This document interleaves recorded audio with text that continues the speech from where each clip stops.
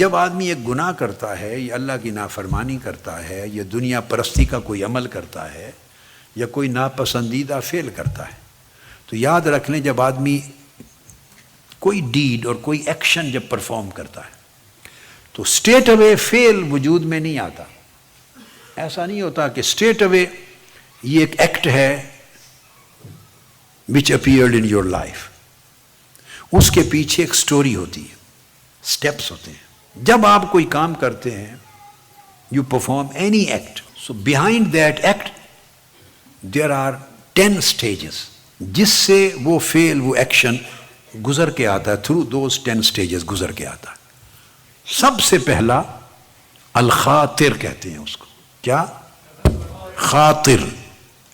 آپ کہتے ہیں میں اس کو خاطر میں نہیں لاتا، لفظ بولتے ہیں نا اردو پنجابی میں، خاطر میں نہیں لاتا۔ تو خاطر ایک ایسا ایک ویو ہے یا ایک جگنو کی، جس طرح جگنو کبھی چمکتا اور بجھ جاتی ہے اس کی شعاع، بس ایک ایسی ہلکی سی ایک جھلک ہے۔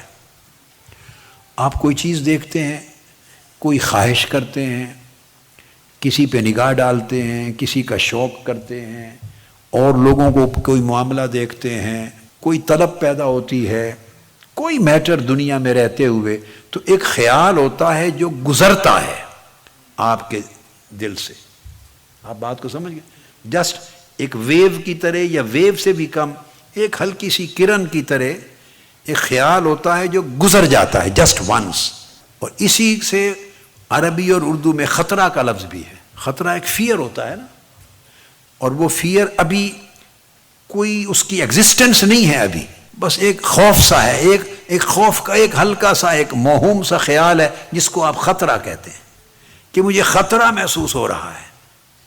اب کوئی پکڑے کو دکھاؤ کیا ہے تو آپ بیان نہیں کر سکتے، بس ایک خیال ہے جو گزرتا ہے۔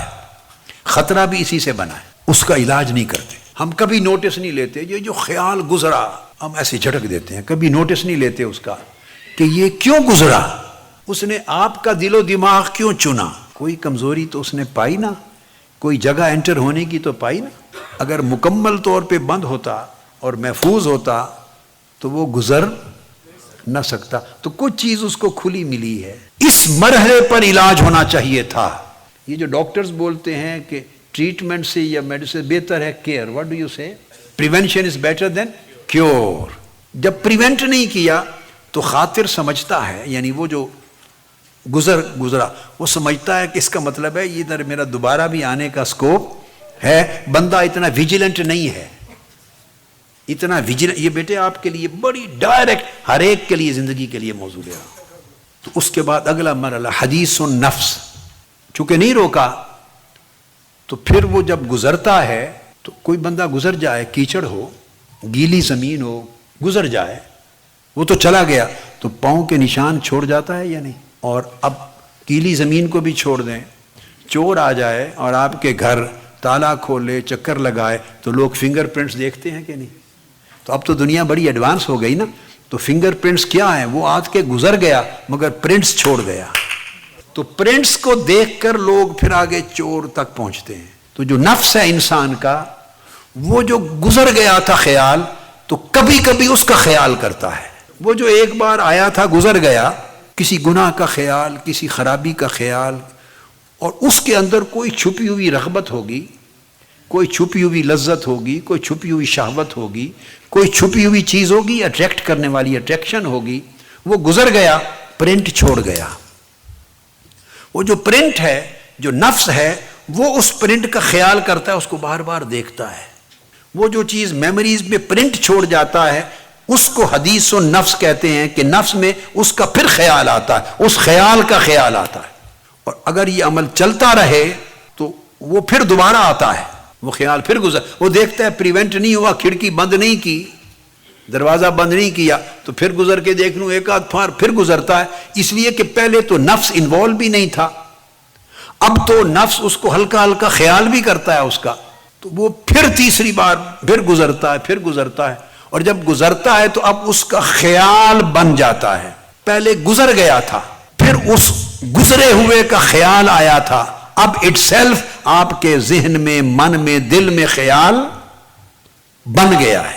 اب وہ آف اینڈ آن، یعنی تھوڑا سا فریکوینٹلی اب وہ چیز آتی ہے آپ کی، اس کو کہتے ہیں مرتبہ ہم، الہم، یعنی وہ آپ کو خیال بن گیا. پہلے فقط گزرا تھا، پھر اس کی یاداشت آتی رہی، پھر اس خیال نے تھوڑی سی جگہ بنا لی. تو وہ خیال جب کہتے ہیں نا مجھے یہ خیال آ رہا ہے، تو خیال کی جو ڈیوریشن ہے وہ زیادہ ہو جاتی ہے. جو رہنے لگے تھوڑا تھوڑا اس کو خیال کہتے ہیں. جب آیا تھا گزر گیا تھا، سٹے نہیں کیا تھا اس نے، تو وہ خاطر تھا. اب وہ تھوڑا سا سٹے کرنے لگے اور نفس میں تھوڑی سی جگہ بن جائے، اس کو تھوڑے سے سٹے کی، تو اس کو الہم کہتے ہیں، جس کو اردو میں ہم خیال کا لفظ دیتے ہیں. وہ الہم یہ راستہ نکالتا ہے. گناہ، برائی، معصیت، نافرمانی اور شہوتیں اور اس کی لذتیں دنیا کی اس طرح انٹر ہوتی ہیں جو آگے الٹیمیٹلی دل کو موت کی طرف لے جاتی ہیں. وہ جو گزرا تھا اس کو خاطر کہا تھا. نمبر 2، خیال اچھا لگنے لگا. یہ خیال کی صدائے باز گشت، ایکو ہوتی ہے، ایکو، اس کی جو آواز ہے، گونج، وہ سنائی دینے لگی، اس خیال کی گونج. وہ حدیث و نفس ہو گئی، انکلینیشن بن گئی. اب اس سے ایسپیریشن پیدا ہو گئی، تھاٹ بن گیا وہ تیرے اندر وہ خیال آ گیا، رہنے لگا، ہم ہو گیا. اب آگے الفکر، چوتھی سٹیج پھر الفکر کی ہے، وہ ہم کے بعد آتا ہے. اب فکر کہتے ہیں، یاد رکھ لیں ذہن میں کہ سوچ کو صرف نہیں کہتے. عام طور پہ ہم افکار کے لفظ کو یوز کرتے ہیں فکر، مگر نہیں، فکر ڈیزائر کو کہتے ہیں. یعنی اس کی وہ جو تھاٹ تھی وہ اس کی خواہش میں بدل گیا. جب اس کی وہ خواہش ہو گئی، وہ فکر، تو اس کو کہیں گے ڈیزائر. یہ اس کی چاہت بن گئی، یہ اس سے اگلی سٹیج ہے، چاہت بن گئی فکر. تو فکر اس کے ہم سے اور آگے، ہم اس میں خیال تھا، تھاٹ تھا، اور فکر کی سطح پہ اس کی اونرشپ اور بن گئی ہے، بڑھ گئی ہے کہ اس میں اس کی چاہت اور ڈیزائر اور اس کی ولنگنس ایڈ ہو گئی. ڈیزائر یعنی فکر کافی زیادہ وقت تک سٹے کرتا رہتا ہے. اس میں بندہ مشقت میں، سٹرگل میں پڑا رہتا ہے. وہ خواہش کے خلاف فائٹ کرتا ہے، اس کو نکالنا چاہتا ہے، لیکن چونکہ وہ ڈیزائر بن گئی ہوتی ہے، خالی اب وہ تھاٹ نہیں رہی. اب اس سٹیج پر یہ اس بندے کی غفلت ہوتی ہے، ہماری سب کی، کہ اس سٹیج تک اس کو آنے دیا. جب وہ اندر ایک چھپی ہوئی ڈیزائر بن جاتی ہے، اس کا فکر بن جاتا ہے، اس وقت اسے ختم کرنا، اس کی روٹس کو کاٹنا، اس کو نکال کرنا، اس کو ٹرمینیٹ کرنا، اس کو ایلیمینیٹ کرنا بڑا مشکل کام ہو جاتا ہے. اولاد کے معاملے میں پیرنٹس کا یہی پرابلم ہے.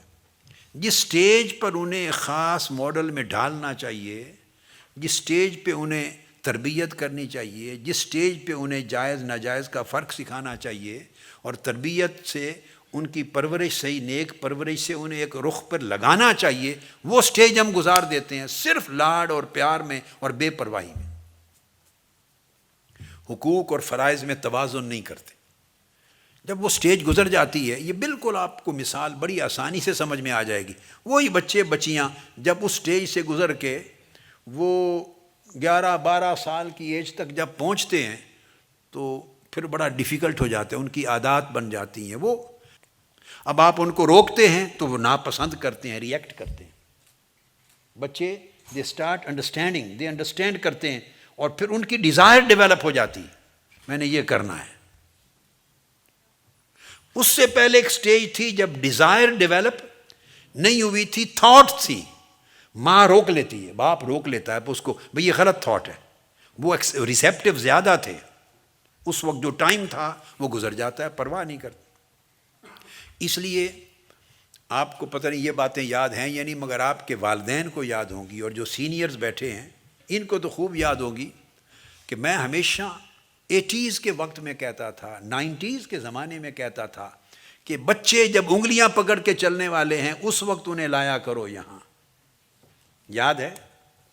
اس سٹیج پر انہیں اپنی راہ پر چلایا کرو، ان کا خیال کرو، ان کا خیال کرو، ان کا خیال کرو، ان کی پرورش اس رخ پر کرو۔ جب 10 سال وہ کراس کر جائیں گے، 11-12 سال کی عمر کو پہنچیں گے، تو اس وقت سمجھیں وہ صاحب فکر ہو جاتے ہیں۔ کچی فکر ہے یا پکی، صحیح ہے یا غلط، یہ کویسچن نہیں ہے۔ اب کچی پکی تو دوسرا دیکھنے والا کہے گا نا بھئی یہ بچہ ہے، اس کو کیا پتا، اس کی فکر ابھی کچی ہے، ذہن کچا ہے۔ وہ تو دیکھنے والا کہے گا نا کچا، مگر اس سے بھی پوچھیں وہ مانتا ہے میں کچا ہوں؟ اس کو سمجھ ہی نہیں ہے ابھی کچے پکے کے فرق کی۔ اس کی فکر بن گئی ہے، ڈیزائر آ گئی ہے، میں نے یہ کرنا ہے، یہ نہیں کرنا، ادھر جانا ہے، میں نے نہیں جانا۔ اب وہ ماں باپ کے ساتھ چھوٹی چھوٹی باتوں پہ ریزسٹ کرتا ہے، ری ایکٹ کرتا ہے، ضد کرتا ہے، اور وہ سختی کریں تو رونے لگتا ہے، موڈ بناتا ہے یا بناتی ہے۔ اب اس دور میں داخل ہو گیا ہے وہ بچہ اور بچی، ذہن میں رکھ لیں وہ فکر کا درجہ آ گیا ہے۔ اس کے بعد ماں باپ پھر تعویذوں کے لیے جاتے ہیں۔ پہلے اپنا تعویذ دے کے برباد کر دی ہے، تو اب کس کے تعویذ پر جاتے ہیں؟ آپ کو یہ بھی میرے جملے یاد ہیں، میں 20 25 30 سال پہلے سے کہتا تھا کہ تعویذوں سے کام نہیں بنتا، تربیتوں سے کام بنتا ہے۔ کیا تعویذ؟ پھر جاتے ہیں جی پریشان کرتے ہیں، بچہ بچی بہت پریشان کرتے ہیں، کہنا نہیں مانتے۔ آپ نے اللہ کا کہنا نہیں مانا تو وہ آپ کا کہنا کیوں مانے؟ قُوا أَنفُسَكُمْ وَأَهْلِيكُمْ نَارًا، اپنے آپ کو اور اپنے اہل و عیال کو، بیوی بچوں کو دوزخ سے بچاؤ۔ اللہ کا حکم تھا، آپ نے نہیں مانا، اب وہ بچے آپ کا حکم کیسے مانے؟